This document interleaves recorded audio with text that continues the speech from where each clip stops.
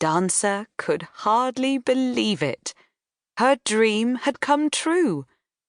And from that day on, she helped Nicholas to make every child's Christmas dreams come true, as she glided and swooped like a bird in the sky. "Oh, what a lovely story!" said one elf who had already finished her hot chocolate. "Please, can I tell a story next?" Father Christmas smiled. "Of course. Why don't you stand up here where everyone can see you?" The elf hopped up and stood confidently in front of her friends.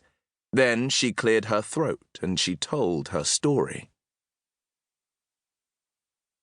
Everyone loves to tell stories about Christmas Day, but the day after Christmas, Boxing Day, is just as magical.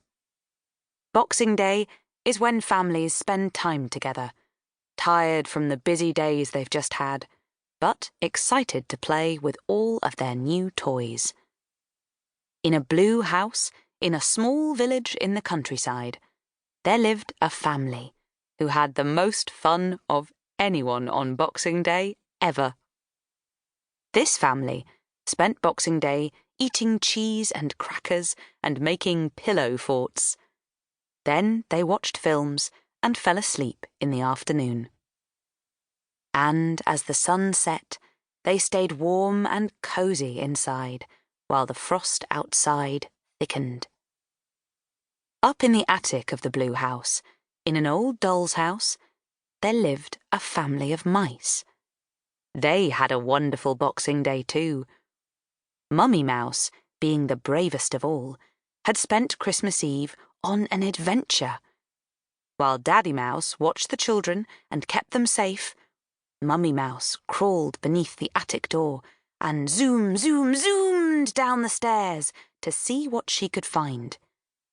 She collected food and presents for Christmas Day, and she even managed to find snacks for Boxing Day too. She returned to the attic with a pile of food as high as the ceiling. On Boxing Day, just like the family that lived in the blue house, the mice ate cheese and crackers and made pillow forts. They watched films and fell asleep in the afternoon. And as the sun set, they stayed warm and cozy inside, while the frost outside thickened. "That story was boring," piped up one of the elves. "You need more action, more adventure." Peppercorn, the elf who had just spoken, scowled and returned to her seat in a huff. "Why don't you tell the next story, Pip?" suggested Father Christmas sternly.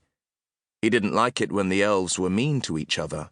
There was room for everyone's story, after all. "Oh," said Pip, suddenly looking nervous. I suppose I could try." Peppercorn grinned at Father Christmas in thanks, and he winked back at her. "Well then, go on," said Father Christmas. One Christmas Eve night, a group of stray cats wandered the empty streets. The first cat was called Snowflake. She was white and fluffy, and she could jump to great heights. The second cat was an orange tabby called Gingerbread, and she was the fastest cat around. The third cat was grey with short fur, and he could squeeze into the tiniest of spaces. Can you guess what the third cat was called? I bet you can't. His name was Angel. You might have noticed these cats all have Christmassy names, and that's because Christmas was their favourite time of year. Christmas time meant there was plenty of food around and plenty of presents to steal. On this particular Christmas Eve night, the cats noticed a shop door that had been left open.